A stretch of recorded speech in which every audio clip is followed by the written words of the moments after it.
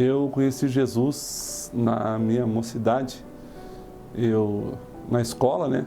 Uma menina, ela era muito alegre, era diferente dos outros alunos, porque às vezes o pessoal chegava lá meio triste, com alguns problemas, e ela estava sempre sorrindo. Aí um dia eu fui perguntar para ela porque ela estava sempre sorrindo. E ela disse que tinha Jesus. E ela nos convidou para ir no grupo de jovens da segunda igreja. E eu sempre aprendi com meu pai a respeitar muito as pessoas, né? Então, eu não gostava de igreja. Se tivesse uma igreja evangélica, tipo jovem, assim que a gente saía na rua e tal, eu não passava na frente da igreja para que a gurizada que estivesse comigo não fosse tirar sarro e tal, né? Por causa do respeito que eu aprendi a respeitar o próximo como meu pai. E aí então eu resolvi ir, pela alegria dela, né? Nós fomos num culto de jovens, que tinha poucos jovens da segunda igreja, a igreja onde o pastor Solon foi pastor, né? E de repente nós estávamos lá, tinha um louvor, bem, faz tempo isso, né? O louvor era só um violão, e um cara tocando bumbo, rapaz. E o pessoal gostava daquilo ali. Só que ele era um bom louvor, eu lembro, o Jorge era o ministro de louvor, cantava músicas alegres e nós começamos a cantar como se fosse uma música do mundo, né? E só que no final do culto, a líder dos jovens chamou na frente para orar. E nós tínhamos ido naquele culto três jovens que nunca tínhamos entrado na igreja. Era inverno, eu estava com um casaco, um sobretudo, estava com uma garrafa de cachaça na cintura. Meu colega era metaleiro, né? Cheio de corrente e tal. E um outro amigo meu que já estava, talvez até embriagado já. E aí eles não queriam ir para frente quando chamaram para oração, né? E eu falei para eles, não, eles são de Deus, não vão fazer nada mal para nós, vamos lá. E aí num círculo de oração, a Lourdes, que era a líder dos jovens, ela começou a orar e ela fez essa oração que eu nunca esqueci. Ela disse assim: Senhor, Deus Todo-Poderoso, abençoa esses jovens que estão pela primeira vez neste culto, abençoa a vida deles, a família deles.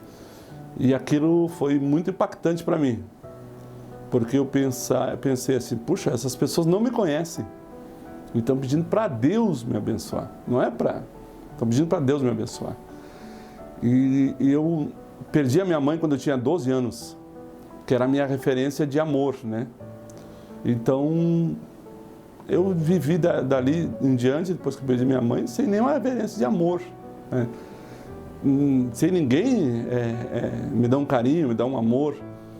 E então, quando aquela jovem pediu para Deus me abençoar, aquilo foi muito impactante na minha vida.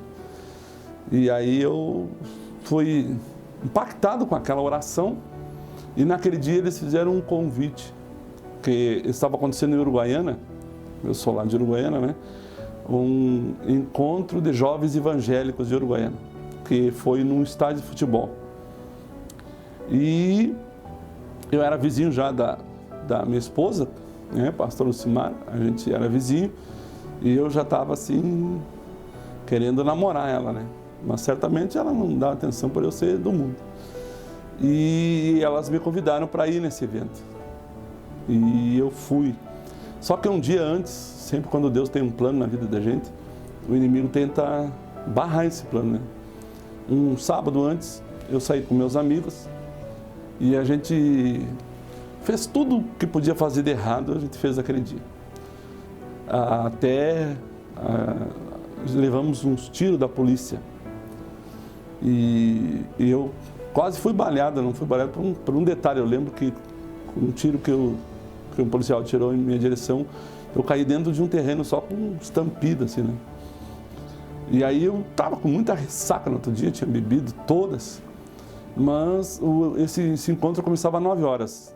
E como eu falei no início, meu pai sempre me ensinou a ser muito educado, respeitador. Quando elas passaram lá em casa para mim ir para o evento, eu disse para elas que eu já ia, porque eu estava com vergonha, né? Elas eram crentes, e eu com ressaca e tal. Mas aí eu tomei um banho, o evento começou às 9 horas da manhã, às 11 horas eu cheguei lá. E na verdade eu ia na igreja para ficar perto da minha esposa, hoje minha esposa, na época era apenas um interesse, né? Eu gostava muito do louvor, achava o louvor legal, principalmente quando mandavam dar as mãos e tal, né? E depois do louvor eu saía, eu nunca escutava a mensagem.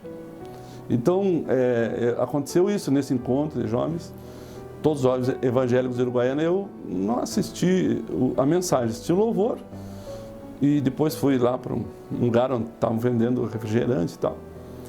E no final do culto eu voltei. Aí tinha um ministro de louvor,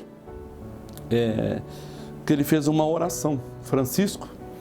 Esse ministro de louvor foi ministro de louvor do pastor Solon, um músico de excelência, né?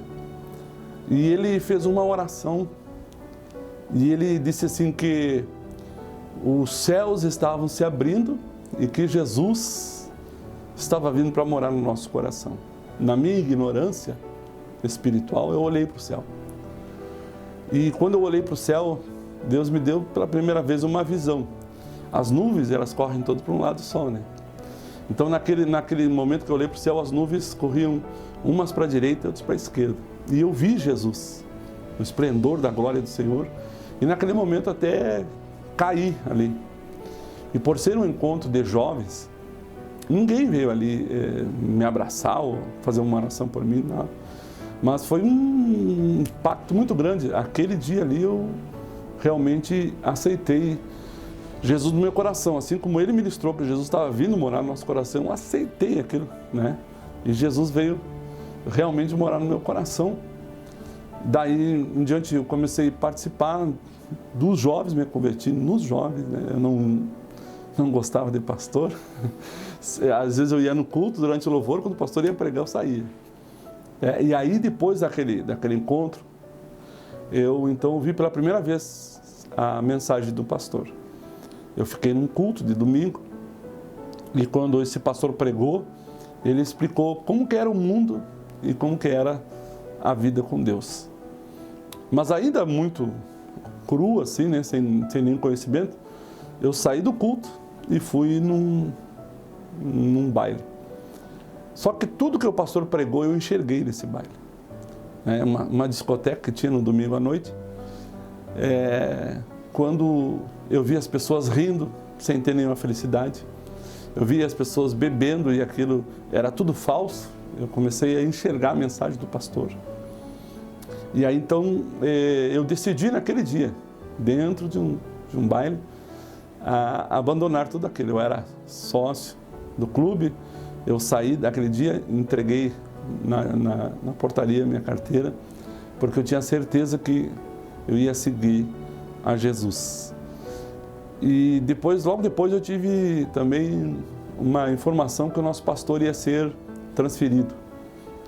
E então eu e mais 3 jovens, fomos até o escritório do pastor, batemos na porta e falamos: pastor, nós queremos que o senhor nos batize. Nós pedimos para ser batizado. Então, no dia 15 de julho de 1987, eu desci as águas do batismo às 9 horas da manhã, no Rio Uruguai, num lugar muito frio. E naquele dia, então, eu tive um encontro com Deus e assim se deu a minha conversão. No próximo ano, já com um novo pastor, nós orávamos, porque naquela época não existia ITQ em Uruguaiana. Não existia ITQ, a não ser Curitiba e São Paulo. E nós começamos a orar, alguns jovens da igreja, da segunda igreja, para que o ITQ viesse para o Rio Grande do Sul, né, para que eles queriam estudar para pastor. Na época, IBQ, Instituto Bíblico Quadrangular. E então, quando um novo superintendente veio para a Uruguaiana, ele trouxe o ITQ. E eu faço parte da primeira turma, né, do IBQ na época. E foi uma coisa assim muito legal, porque desses jovens que nós orávamos juntos, nós éramos 5, eu fui o primeiro a fazer o ITQ. E eles me auxiliaram financeiramente, porque nós todos éramos, não tínhamos condições, né? Eles se ajuntaram e pagaram, entreguei para mim, também trabalhava e tal. E eu me formei em 88, 89 eu fui na convenção e em 90 eu já estava no ministério. Em 90, são coisas que marcam a vida da gente, né? Eu tive a despedida da igreja, onde eu era membro, e era líder dos jovens na época. Nós reuníamos 300 jovens na segunda igreja. Era algo assim fenomenal para a época. E era a Copa do Mundo, o dia que o Brasil perdeu para a Argentina, com Maradona, toca a bola para o Canizio, o Canizio faz o gol. Naquele dia foi a minha despedida da igreja. Ali eu fui para Santo Ângelo, para auxiliar o pastor Marcos na terceira igreja de Santo Ângelo. Fiquei como auxiliar 4 meses e Deus me deu muita graça. Nessa época eu era solteiro ainda. Eu muitas vezes era chamado para pregar na sede, porque o pastor Reinaldo era vereador na época, então ele me chamava para pregar na sede. E eu comecei a pregar na sede, ele começou a ver que Deus me usava pela sua misericórdia. E então, o pastor Marcos, meu pastor, foi transferido e eu fiquei de pastor interino na terceira igreja durante 1 mês. Nesse mês, para a glória de Jesus, pela misericórdia do Senhor, a igreja dobrou a arrecadação e o povo. Mas eu não fiquei de pastor daquela igreja porque eu era um menino de 24 anos, solteiro, né? Era uma igreja boa já na época, uma igreja boa para a época. Mas pelo trabalho que eu fiz, nesse mês eu então fui assumir a primeira igreja na cidade de Humaitá, lá no Alto Uruguai. Aí sim, um trabalho bem pequeno, um trabalho que tinha sido escandalizado e tal. E eu lembro de uma atitude minha que fez toda a diferença. Quando eu assumi a igreja, eu era noivo da pastora Lucimar já. E aí no primeiro culto, eu mostrei a aliança para os irmãos. Depois os irmãos, eles comentavam que isso que deu credibilidade, né, para mim, porque solteiro e tal, né, mas eu cheguei lá e já disse que eu tinha um compromisso, que eu ia casar e tal. E ali Deus também começou a abençoar muito. Eu lembro são coisas que hoje talvez não dê certo, mas na época dava certo, né? Eu fiz uma campanha e nós evangelizamos a cidade toda, uma cidade muito pequena, né? 3 mil habitantes. Nós evangelizamos com uma música do Roberto Carlos, aquela Jesus Cristo. Jesus Cristo. E veio muita gente. Deus fez muitos milagres, muitas maravilhas. E aí a igreja começou a crescer. Fiz meu primeiro batismo, eu lembro até hoje. Primeiro batismo, batizei 4 pessoas. E a gente foi no Rio, batizar essas 4 pessoas. E tinha lá assistindo o batismo mais de 100 pessoas. Quando acabou o batismo, que eu fui para casa, eu chorei por umas 3 horas de alegria, de emoção, de poder estar sendo sim usado por Deus, né? E aí, depois então, casei lá nessa cidade bem humilde, povo muito humilde.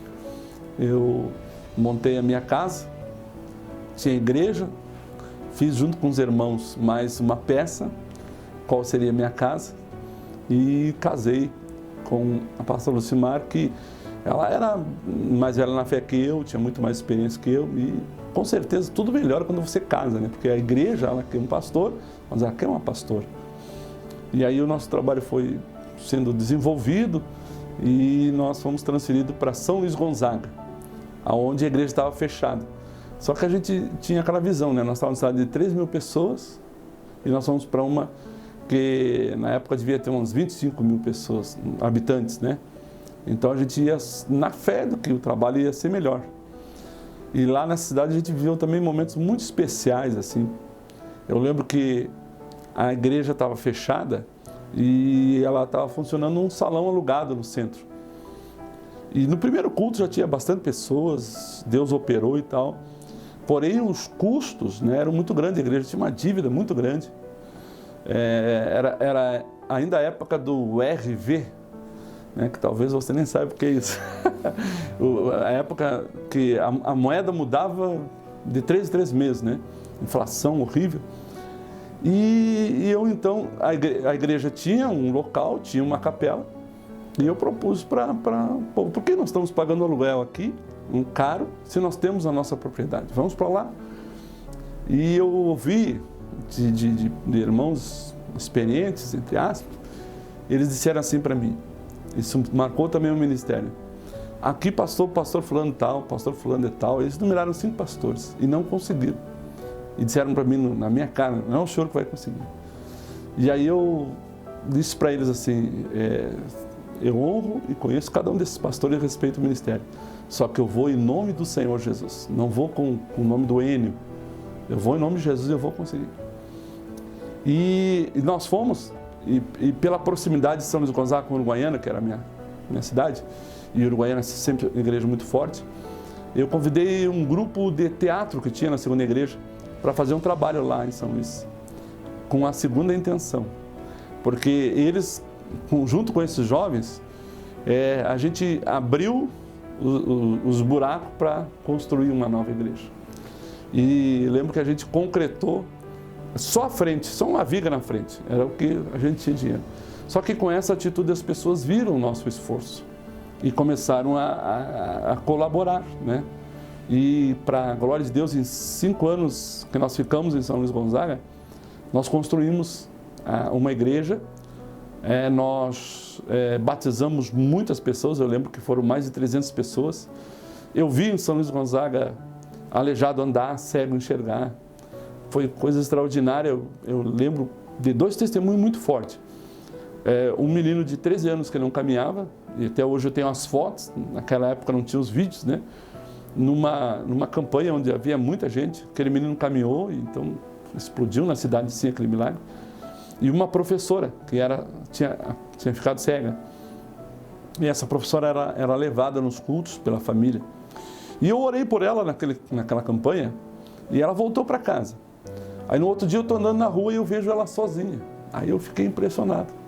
E eu corri até ela, disse, a senhora está andando sozinha? E ela disse assim, ontem eu fui curada lá no culto, agora eu estou enxergando.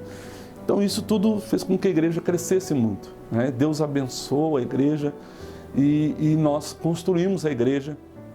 Quando eu lembro que a gente colocou os bancos na igreja, reboco, tudo, né? Janelas, tudo certinho. Com a igreja velha eu fiz uma casa pastoral, na qual eu morava, no fundo da igreja. Quando estava tudo prontinho, eu ia pagar as últimas prestações dos bancos novos da igreja. Época daqueles bancos de madeira e tal, o pessoal gostava. Eu fui na reunião da região, né? Feliz da vida, sabe? Quando você está bem, o ministério fluindo. E a gente sabia que sempre no final do ano havia transferências, mas nós estávamos bem, né? Nós estávamos muito bem, então ele estava tranquilo. Inclusive, a minha esposa não foi, e na reunião foi chamado. Na época, o pastor Reinaldo, que era o nosso superintendente, era o presidente da igreja. E ele me chamou para mim assumir uma sede, né? Que era Frederico Westphalen. E com muitos problemas, Frederico tinha na época. E eu sempre aprendi, e tenho isso como regra de vida, que os meus líderes, eles são boca de Deus. Se eles falaram, eu não preciso nem pensar e nem orar. Meu líder falou, eu tenho mais do que obedecer. E fomos então para Frederico Westphalen, o melhor momento da nossa vida. Assumimos uma sede lá. Eu fui, na época, o superintendente mais novo, não tinha 30 anos ainda, se não me engano, 28 anos. E um trabalho bem difícil lá, ficamos 7 anos, abrimos 5, 6 igrejas, e aí a igreja nós reformamos toda ela era baixinha, aumentamos, e foi um momento de muita vitória. Dali nós viemos para Lagoa Vermelha, também já como superintendente, onde abrimos muitas obras, muitos filhos na fé, e Deus começou a abençoar de uma forma especial. E aí o pastor Solon assume a igreja, né? Se elege presidente da igreja, e ele me faz um convite para mim vir para Sapiranga. Eu lembro que foi numa convenção, ele falou para mim assim, eu estou precisando de você lá em Sapiranga. O pastor Solon, ele foi meu professor no ITQ, professor de dispensações, né? Uma matéria que não tem mais. E as aulas que o pastor Solon dava no ITQ, não eram aulas, era culto. A gente se arrepiava, glorificava, falava em línguas, era uma coisa assim extraordinária realmente. Então, o pastor Solon sempre foi a nossa referência de grande pastor de Uruguaiana, né? O grande pastor de Uruguaiana sempre foi o pastor Solon. Participamos de culto onde ele fechava a igreja, enchia a igreja de crianças, fazia o culto na rua, lotava as ruas. Vimos coisas assim extraordinárias no ministério do pastor Solon, era a nossa referência de pastor da nossa cidade, né? Era o pastor Solon. Aí então, quando ele me convida para vir para Sapiranga, jamais eu ia dizer não. Eu lembro que numa convenção assim, no cafezinho, ele falou: eu estou precisando de você lá em Sapiranga. Eu disse: amém, marque a data e a gente vai.